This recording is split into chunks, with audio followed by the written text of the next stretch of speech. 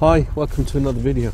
I thought what might be interesting is to get out with the car, no tripod, just with the camera, and scout out what I think are some of the gems of Romney Marsh. Now I dropped into the, where did I go? It was the visitor centre at Romney Marsh, and I picked up this book, and it's rather interesting. Everywhere means something to someone, a people's guide to Romney Marsh. And it's just, as I flick through, it has a single picture with a description of the location and the picture, along with a, three words, marking location tracker. So it's very easy to find these locations. I'm not going to find all of them in this book today, in this video, but I can certainly find 3 or 4 of them. So let's start here at Dungeness, and then we'll make our way inwards towards Hythe, skirting some of the country lanes for the Romney Marsh, see if I can find any hidden gems. Now Dungeness itself is a fascinating place. People say it's Britain's only desert, and it's hectares of shingle and just barren land, and there's a nature, RSPB across the way, the other side of the power station, which is behind me. Now it's private land, and they say you shouldn't be doing photography and videos and things, and I think that's for monetary gain. You know, if someone came down here from Hollywood and wanted to do some filming, they'd probably get shouted at. But my channel isn't monetized, and so I'm getting no financial gain out of this, but all I'm doing is taking some shots. So yeah, Dungeness, look at this. It's quaint little what would you call it, fishing huts, which are now turned into homes, and you've got the end of the line there for the Romney Hythe Dymchurch Railway. So it comes from Hythe through New Romney into Dymchurch and then ends up here at Dungeness. Fascinating stuff. So yeah, is there anything I can take a photograph of here apart from sea huts? The book actually had the foghorns, and I think it's just down there, so I'm just going to have a look at that.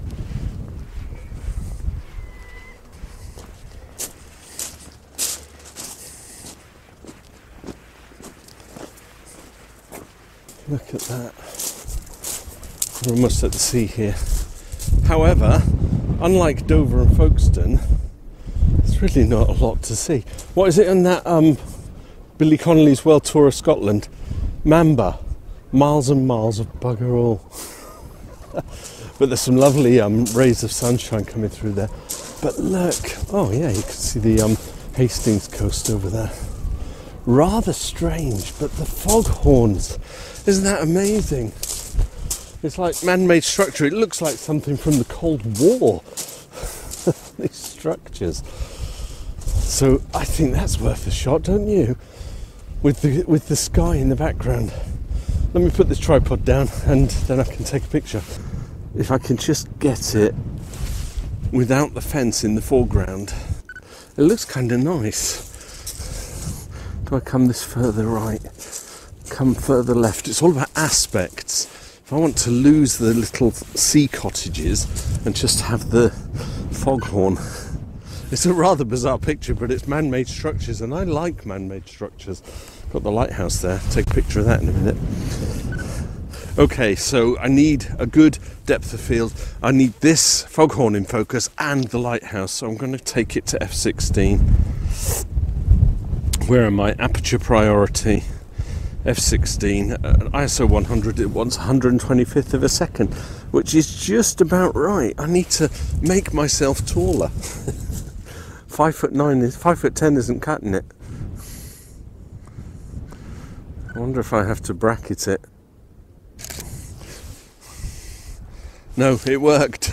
I'm quite happy with that. Right, the lighthouse, look at this. With the sky. I'm going to take 3 shots here, I think. I'm not going to take any photographs of the little cottages. You can look online for those, or I'll come and do it. You know what? The very first on-location video that I did on my channel was here at Dungeness.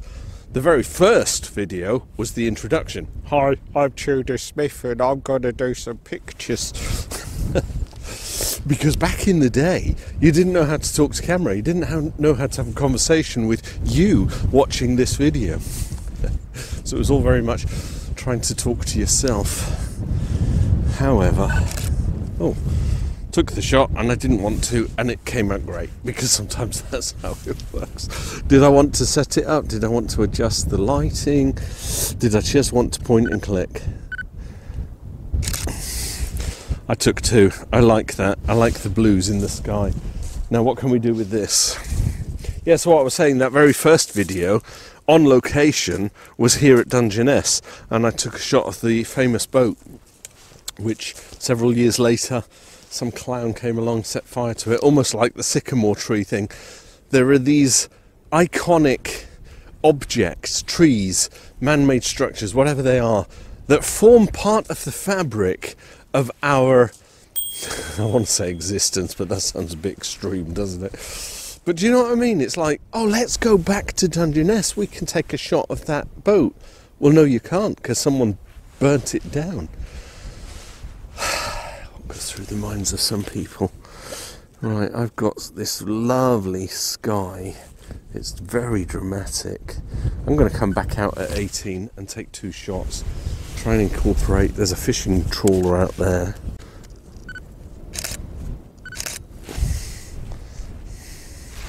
Anyway, that's not wanted. If I come out at 18, turn the polarizer, get some definition, 2, 3, 4. Wow, that is a wide pano, but the sky is amazing. It's got to be done. Okay, so it's Gems of Romney Marsh, and it's really just a case of me getting in the car and driving around and seeing if I can find anything of interest that isn't in the book, because I only bought the book this morning and I've got to go home and read that, and maybe do another video on some of those different locations. The guy selling it, lovely chap, he said, do you know, what's his name, Tom, I forget his name now, but the guy who has the YouTube channel that has millions of thingy, I'll put a picture of him here. He said this is the kind of thing that he does. He just gets one page, finds the subject, reads about it, goes and does a video. I thought, hey, that might work for me doing landscape photography in and around Romney Marsh. I'll just pick a location and then just go and find it, scout it out, take some photographs of it. Maybe more than one in one occasion. Okay, here's the shots from Dungeness. I'm going to scout some other locations.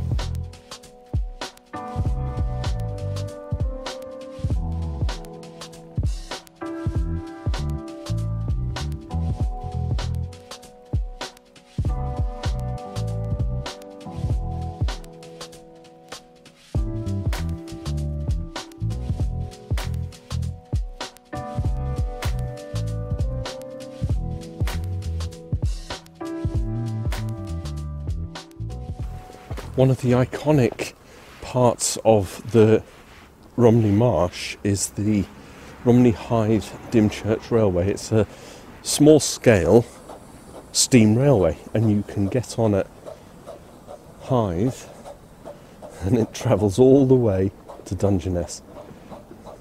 It's got a little crossing here as well. Stop. Keep crossing clear. So I thought, yeah, just it'd be good to include this in the photo shoot. If nothing else, it's kind of iconic, isn't it, for capturing elements of Romney Marsh. Gems? Is it a gem? I don't know. But it's a nice little railway cabin. I want to try and capture it with the train lines going down.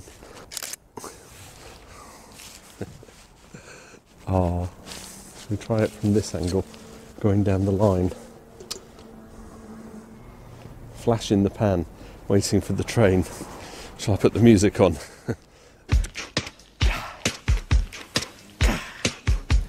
Just capture that train line going down. Right, what do I want? I've got F16 and kind of running out of battery power. I have to change the battery, won't I?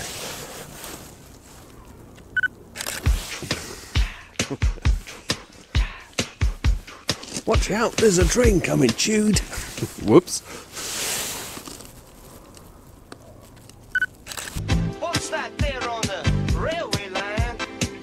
Looks like my old brown shoe. Railway lines. I just thought I'd include that. It's kind of one of those iconic elements of the Romney Hythe. Romney Hythe, Romney Marsh. Right, let's go and find another location. Next on the agenda are the ruined remains of All Saints Church. Now the church dates back from the 11th century, so Henry II, that kind of thing. But it's on private ground, and it says private property, visits by appointment only. However, I can take something from the roadside. I've always found it fascinating, this old church. It was in use up to 1570s. So if I can get something, there's a sculpture park as well. So yeah, if you fancy having a walk around, you can do. Let's just walk down the road here and see if I can get it from a different angle.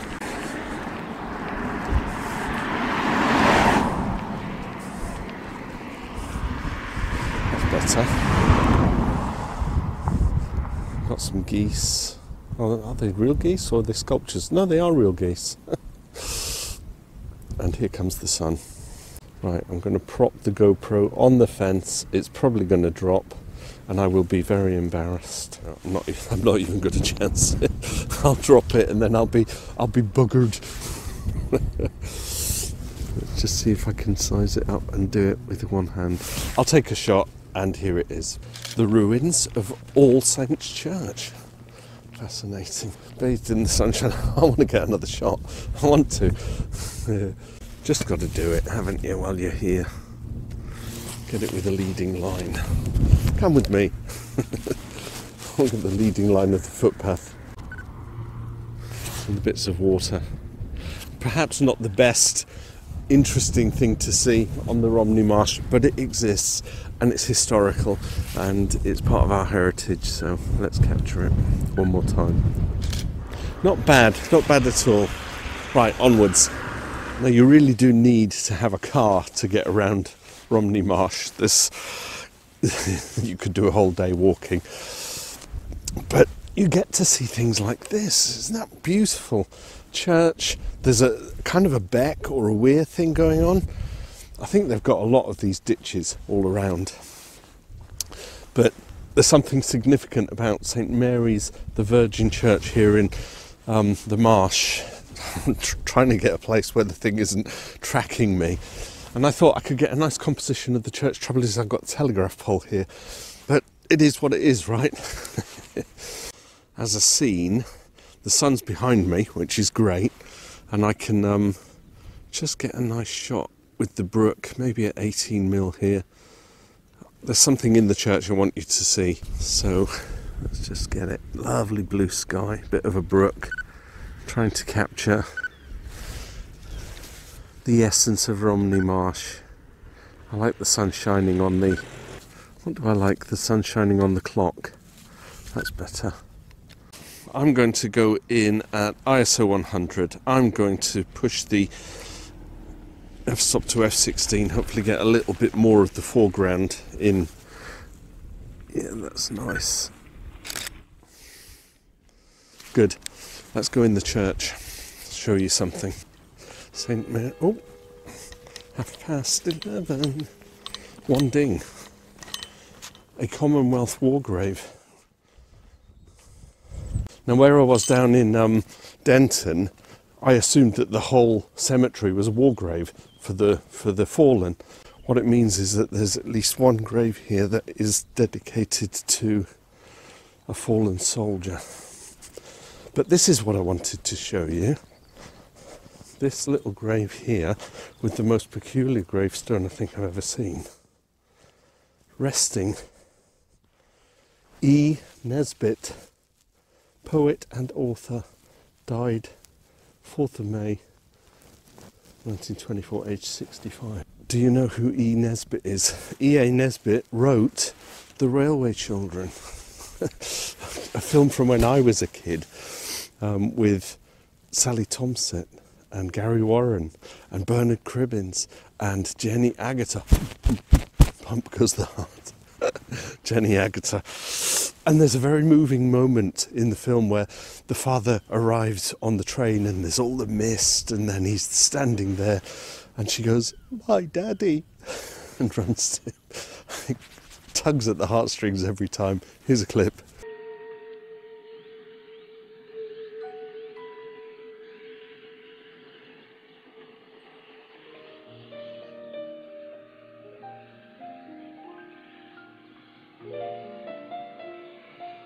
Daddy, my daddy!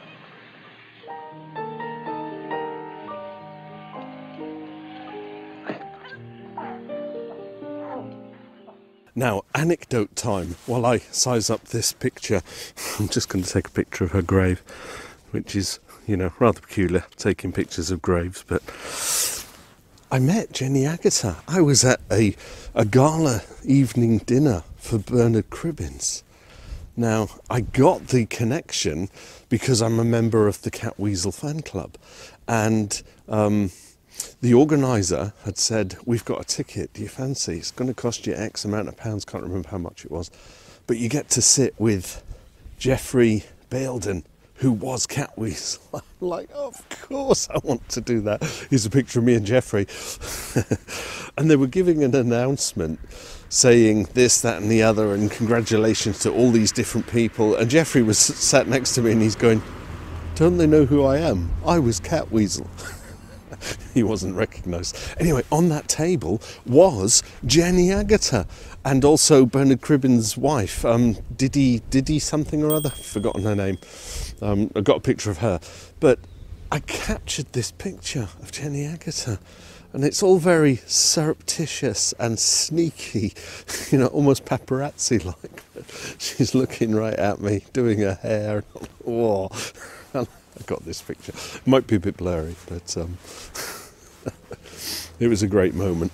Anyway, E.A. Nesbit, she wrote The Railway Children, so I've got to capture that, haven't I? A couple of shots, one of the close-up. Just for posterity, I was here. Let's go and find another location. And so, to conclude this little trip around the Romney Marshes, I'm going to take in Fairfield Church. Let's get up to the field. Anyway, let me tell you a little bit about Fairfield Church. Hundreds and hundreds of stock images of this place. It is a honeypot location. There's no problem filming honeypot locations, or taking shots of, because you're always going to get it in a different light. So it's how you capture a honeypot location and you kind of get pleased with the results. Looks lovely. As you can see, the clouds are patchy at best, but what it means is it keeps getting bathed in light. This is unusual for me, because if you know me in any kind of way, you follow my channel, I just rock up, take a shot, disappear.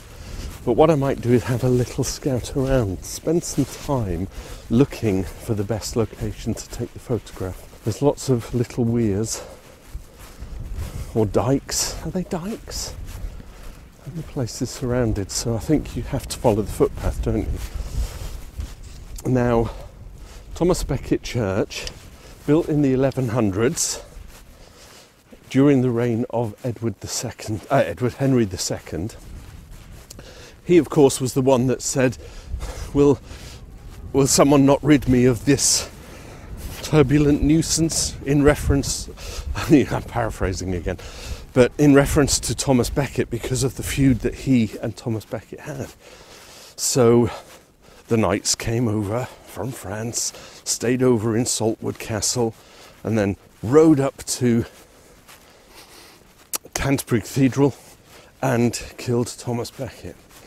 So of course after that Henry had to make amends, and he did a pilgrimage and he wore sackcloth and hair shirts, all that kind of stuff. Isn't that pretty?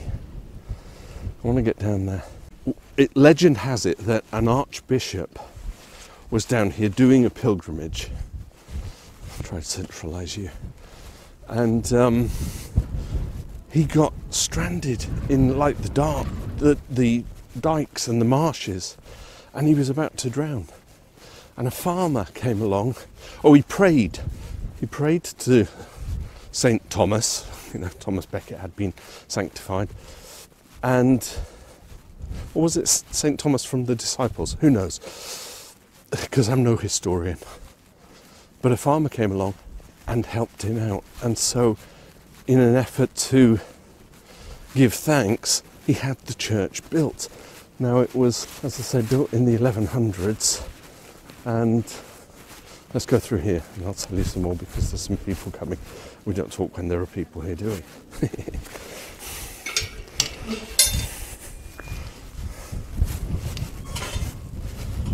Good afternoon. Is it muddy all along here? In case you didn't know, the church is actually locked. Okay. Yeah. So, but Take pictures outside though, eh? yeah, exactly. Thank you. You've got to converse with people, haven't you? Oh, is it muddy? No, she said. So yeah, Thomas Becket had the church built. Not Thomas Becket. Legend has it an archbishop had the church built. Isn't that beautiful? Look at that, bathing in the sunshine. And originally a wooden church, and then rebuilt and restored. Oh, yeah. And what did I read? It was left derelict from the 1500s, and in the 1800s they restored it and surrounded the original wooden structure with brick. Let's get to the church. We shall continue this saga. Suddenly there's a big black cloud overhanging the church. They've got these nifty little gates so that you the sheep can't cross onto the main section. Come on. Can you do this one-handed? That's where your feet come in handy. Feet come in handy, that's a bit stupid. So the church is actually closed. However, you can walk right up to it.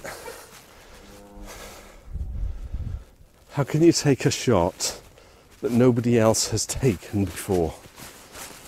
You know? Get out the wind. Whoa. January winds.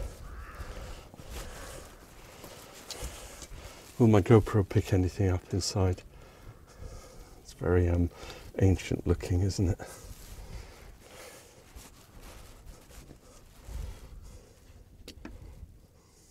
GoPro's not picking it up.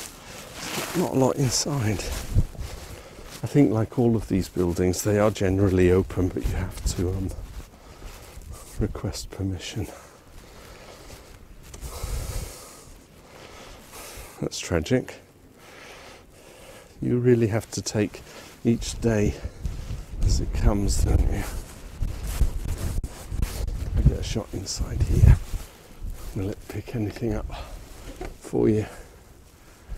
Whether you can see inside.